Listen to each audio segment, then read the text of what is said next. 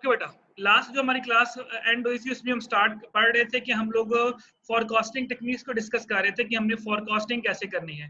तो last technique जो हम डिस्कस कर रहे थे last time, that the name is weighted moving average method. तो इसके अंदर मैंने आपको ये बता रहा था कि आपने जो कम से कम वेट्स है बेटा वो 2 लेने हैं, ज्यादा से ज्यादा आप जितने मर्जी ले सकते हैं। तो this is called weighted moving average method. यहाँ बेटा कोई प्रॉब्लम हो तो you can ask any question, any one of you बेटा। अगर कोई क्वेश्चन पूछना चाह रहे हैं इन टेक्निक्स तक, वेटेड मूविंग एवरेज तक, तो ठीक है, वरना फिर हम आगे मूव करते हैं।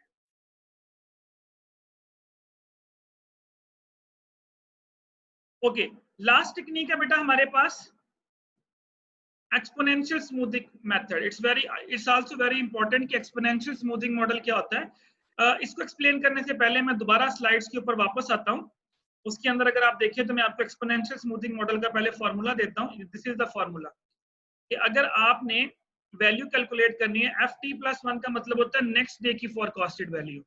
यहाँ पे लिखा हुआ है alpha y t. Alpha mean weight, जो भी आप वेट बनाएंगे। वाई टी का मतलब होगा current price. 1 minus alpha is equal to f t. F t का मतलब होता है फॉरकास्टेड वैल्यू। यानी इसमें आपको दो चीजें चाहिए, एक तो आपको अल्फा चाहिए। फॉर एग्जाम्पल मैं कहता हूँ जी अल्फा इज 0.6, तो 1 माइनस अल्फा कितना हो जाएगा 0.4। टोटल बेटा वेट 1 होता है। अगर आपको वेट का एक हिस्सा दे दिया जाए तो दूसरा हिस्सा हम कैलकुलेट कर सकते हैं।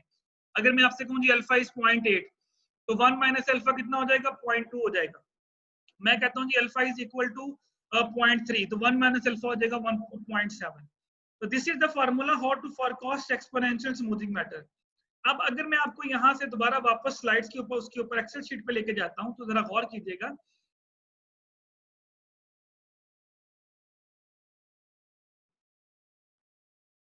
ओके, अब यहाँ पे देखिए फर्स्ट डे आप बेटा यहाँ पे कैलकुलेट नहीं कर सकते फॉरकास्टेड वाली, क्योंकि इसके लिए आपको पिछले दिन की एक वाई टी चाहिए और एक एफ टी चाहिए। यहाँ पे आ जाए, अब सेकंड डे की आपने फॉरकास्ट करनी है।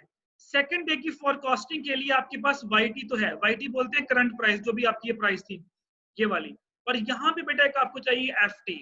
यहाँ भी आपके पास एफ टी अवेलेबल नहीं है, तो यानी आप सेकंड डे की भी वैल्यू फॉरकास्ट नहीं कर सकते। आपको मिनिमम दो वैल्यू चाहिए, एक प्रीवियस वैल्यू चाहिए और एक फॉरकास्टेड वैल्यू चाहिए।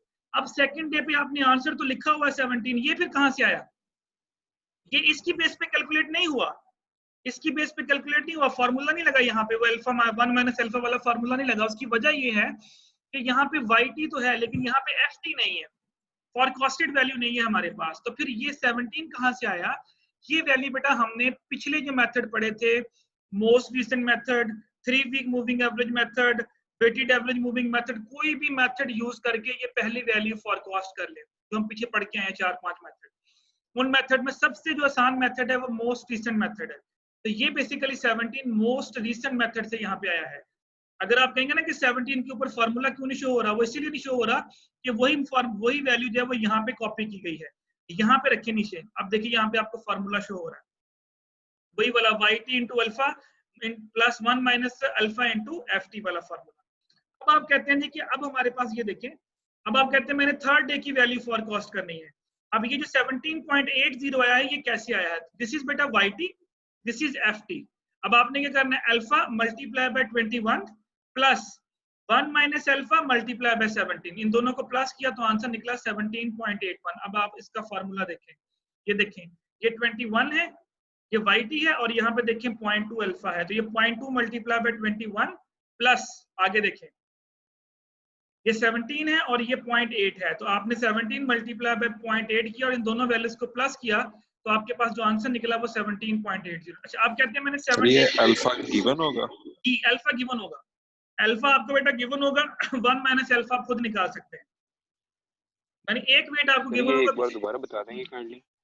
मैं दोबारा बताता हूँ। अब अच्छा, आप देखिए 7 डे के ऊपर आ जाए, आप कहते हैं मैंने ये वैल्यू फॉरकास्ट करनी है, तो बेटा इसके लिए आप ये वैल्यू इस्तेमाल करेंगे और ये वैल्यू इस्तेमाल करेंगे।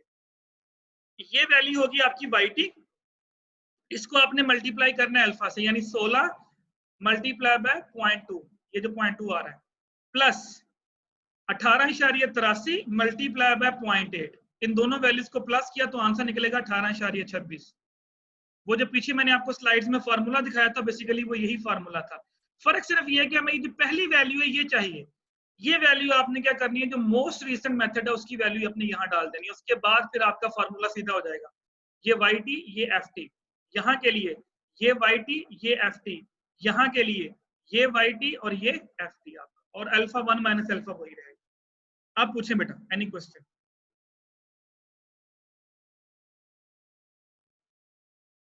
जी बेटा, इस टेक्निक में या कोई पीछे वैसे कोई टेक्निक में कोई प्रॉब्लम हो तो you can ask any question, any one of you बेटा। No question? No sir. Okay, बोल दिया करें, यस नो कर दिया करें ताकि मुझे आइडिया हो जाए। ओके बेटा, ये थी हमारी फॉरकास्टिंग टेक्निक बेटा, जो हम लोगों ने डिस्कस की वन बाय वन। इसके बाद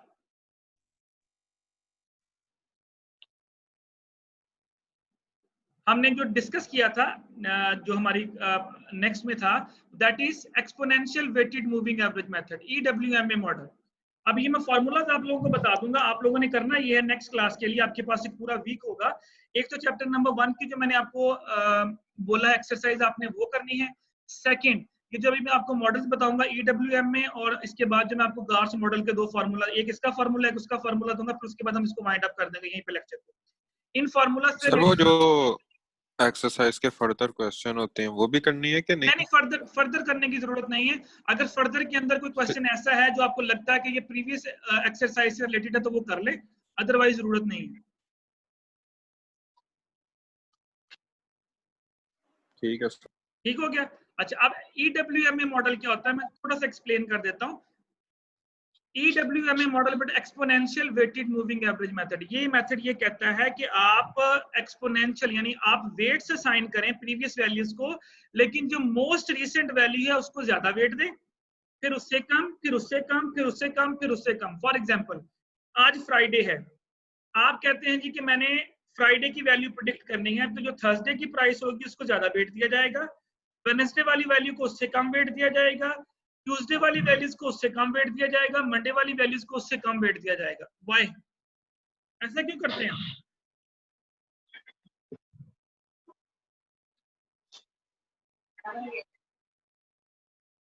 कि जो हमारी मोस्ट रिसेंट वैल्यू उसको हम वेट ज्यादा दे रहे हैं, उससे पीछे वाली वैल्यू को उससे कम देंगे, उससे पीछे वाली वैल्यू को उससे कम देंगे। व्हाई?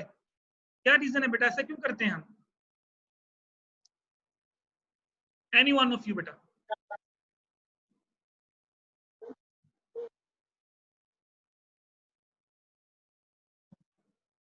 उसकी बेटा वजह ये होती है कि जो मोस्ट रिसेंट वैल्यू होती है उसमें पीछे वाली सारी की सारी वैल्यूज का इंपैक्ट शो हो रहा होता है।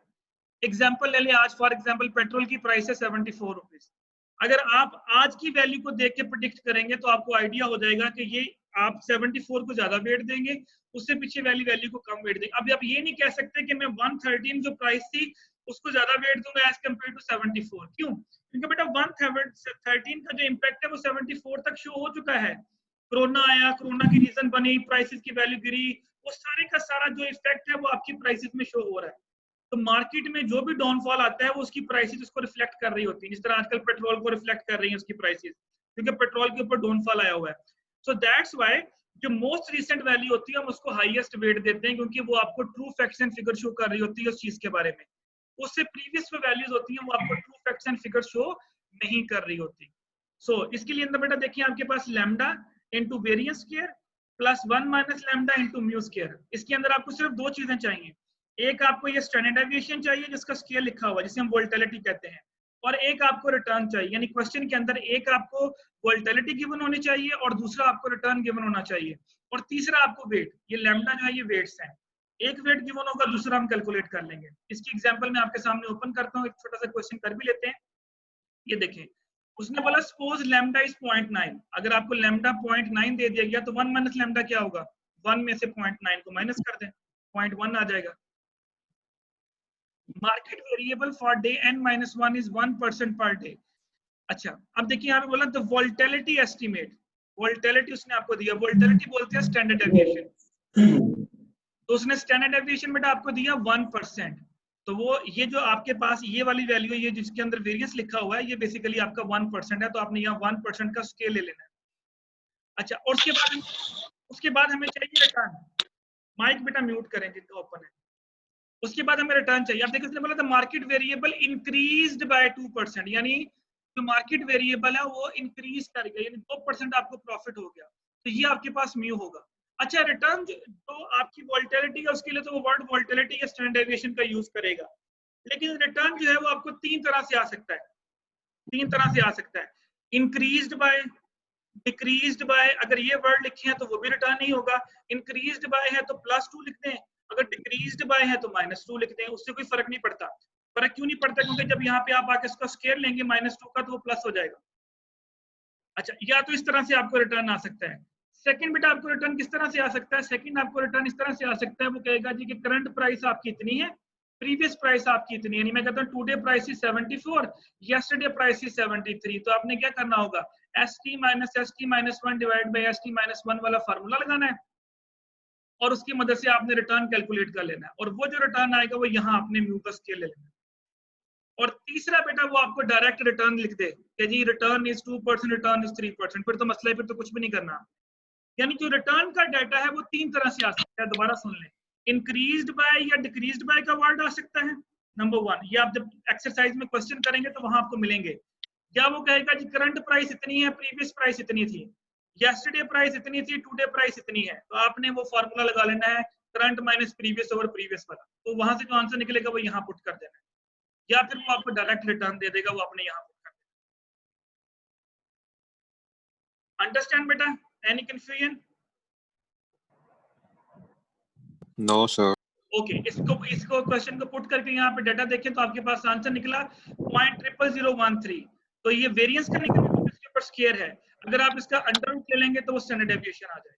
तो वेरिएंस तक भी आंसर ठीक है, लेकिन क्योंकि हम डिस्कस कर रहे हैं कि रिस्क हमेशा स्टैंडर्ड डेविएशन से इंडिकेट करते हैं, तो आपने जो आंसर निकलेगा उसका अंडर रूट लाजमी लीजिएगा, और फिर जो आंसर आएगा वो आपकी वोल्टिलिटी आ जाएगी। ओके बेटा, लास्ट फार्मूला, उसके बाद फिर हम यहीं पे लेक्चर को वाइंड अप करेंगे, and that is GARCH model. Same बेटा यही चीज है जो अभी हमने EWM में मॉडल पढ़ा, देखिए उसके अंदर भी यही था, लेकिन वहां पे 2 वेट्स थे, लैम्डा एंड 1 माइनस लैम्डा। यहाँ पे बेटा 3 वेट्स आ गए, अल्फा, बीटा और गैमा। ये जो गैमा VL है, ये एक नई चीज इंट्रोड्यूस करवा दी उसने, बाकी ये वही रिटर्न है, ये वही वोल्टिलिटी है, इसमें कोई फर्क नहीं है। ये म्यू स्क्वायर है और ये वही वोल्टिलिटी जो हम पीछे पढ़ के भी आए हैं। ये गैमा VL क्या है? VL stand for long term volatility. जो पिछले मॉडल थे वो सिर्फ और सिर्फ शॉर्ट टर्म वोल्टिलिटी को डिस्कस कर रहे थे। अगर आपको याद हो तो मैंने क्या बोला कि जो प्रीवियस, जो मोस्ट रिसेंट वैल्यू है उसको ज्यादा वेट दें, फिर उससे कम, फिर उससे कम, फिर उससे कम, यानी आप जो मोस्ट रिसेंट वैल्यू है उसकी वेटेज ज्यादा दे रहे हैं। जबकि ये मॉडल ये कहता है कि शॉर्ट टर्म वोल्टिलिटी के साथ साथ आपको लॉन्ग टर्म जो वोल्टिलिटी है उसको भी वेट देना चाहिए। सिर्फ शॉर्ट टर्म मत देखें, ये मत देखें कि परसों क्या होगा, 3 दिन बाद क्या होगा, 4 दिन बाद क्या होगा, ये शॉर्ट टर्म वोल्टिलिटी है। आप ये भी देखिए 1 महीने बाद क्या होगा, 2 महीने बाद क्या होगा, 4 महीने बाद क्या होगा, 5 महीने बाद क्या होगा। This is called long term volatility. तो वो कहते हैं इसको भी थोड़ी वेटेज दें। उसके लिए फिर उन्होंने एक बीच में एक नया टर्मिनोलॉजी इंट्रोड्यूस करवाई, गैमा VL। तो बेटा याद रखिएगा, अब ये 3 वेट्स हो गए, alpha plus beta plus gamma. पहले था लैम्डा +1 माइनस लैम्डा था, अब यहाँ पे अल्फा बीटा गैमा हो गया। तो आपको वहां पे 1 वेट था, दूसरा निकाल लेते थे, अब यहाँ पे आपको 2 वेट गिवन होंगे। ये अल्फा बीटा होगा, गैमा निकाल लेंगे, गैमा अल्फा होगा, बीटा निकाल लेंगे, कोई से भी 2 वेट्स गिवन हो, तीसरा हम निकाल लेंगे 1 में से माइनस में। अच्छा, अब एक तो बेटा ये फॉर्मूला है, अगर क्वेश्चन के अंदर आपको VL गिवन है, गैमा गिवन है, अल्फा गिवन है, तो आप ये फॉर्मूला लगा लें। अगली स्लाइड के अंदर अगर आप देखिए तो उसने गैमा VL को W लिख दिया यहाँ पे, ओमेगा। तो हो सकता है क्वेश्चन के अंदर आपको W गिवन हो, तो अगर W गिवन हो तो भी फॉर्मूला यही है, फर्क सिर्फ ये है कि वो जो गैमा VL है उसकी जगह पे उसने ओमेगा दे दिया। ये जो ओमेगा है, ये देखो ऊपर लिखा हुआ है, this omega is equal to gamma VL। अब अगर मैं आपको ओमेगा दे दूं, गैमा दे दूं, तो हम VL निकाल सकते हैं। VL दे दूं, ओमेगा दे दूं, तो हम बीटा, अल्फा बीटा गैमा निकाल सकते हैं। इन तीनों में से कोई वैल्यू मैं आपको दे दूं, third one can be calculated. अब आपने करना ये है, देखिए एक क्वेश्चन आगे गिवन भी है, मैं आपको एग्जांपल भी ओपन कर देता हूँ। ये देखें, यहाँ पे उसने एक मॉडल दिया आपके सामने, 0.0002 प्लस 0.13 म्यू स्क्वायर प्लस 0.86, ये आपके सामने वेरिएंस के। अब ये जो 0.0002 है, ये W है आपका, ओमेगा है, ये ओमेगा गिवन किया हुआ है, ठीक है। ये आपका अल्फा है 0.13 और ये 0.86 आपका बीटा है। अब अल्फा भी है, बीटा भी है, यहाँ से इन दोनों को प्लस करके अगर आप 1 में से माइनस करेंगे तो गैमा भी आ जाएगा। बाकी उसने नीचे डाटा दिया हुआ है, ये देखिए अल्फा इतना है, बीटा इतना है, ओमेगा इतना है, और 1 माइनस अल्फा माइनस बीटा करके उसने गैमा भी निकाल दिया। अब आपने जस्ट इसमें डाटा पुट करना है, वोल्टिलिटी भी उसने गिवन किया, रिटर्न भी गिवन किया, बाकी जो प्रीवियस हमने फॉर्मूला किया ये वही है। तो ये आपका चैप्टर नंबर 10 होगा वोल्टेलिटी के नाम से आपकी बुक के अंदर, आपकी एक्सरसाइज के अंदर। आपने इससे रिलेटेड आर्च गार्च मॉडल, मैं आपके सामने आपको थोड़ा सा दिखा भी देता हूँ, बुक भी मैं ओपन कर देता हूँ आपके लिए। आपने इनसे रिलेटेड जितने भी क्वेश्चन है बेटा वो सारे के सारे आपने सॉल्व करने हैं।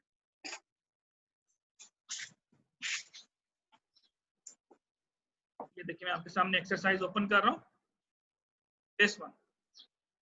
ये 10-1 से शुरू हो रहे हैं क्वेश्चंस, 10-2, 10-3 ये देखें EWMA मॉडल के क्वेश्चंस हैं। उसके अलावा ये EWMA मॉडल है, EWMA मॉडल है, ये देखिए आपके सामने लिखा हुआ है। इसी तरह आपके पास ये देखिए ये गार्च मॉडल का क्वेश्चन है, दिस वन, इसमें गार्च का मॉडल लगेगा। ये 10-11, 10-12 कुछ क्वेश्चन मैंने आपको करवाए भी हुए थे इसके, यानी जो हमने टॉपिक पढ़े उससे रिलेटेड जो जो क्वेश्चन आपको मैंने करवाए हैं वो आप लोगों ने कर लेने हैं नेक्स्ट क्लास में। तो नेक्स्ट क्लास के अंदर बेटा आपने ये दोनों टॉपिक्स की एक्सरसाइज करके आनी है, चैप्टर 1 और चैप्टर 10 की। जो प्रॉब्लम्स होंगी you will discuss with me. जी, any question from today's class?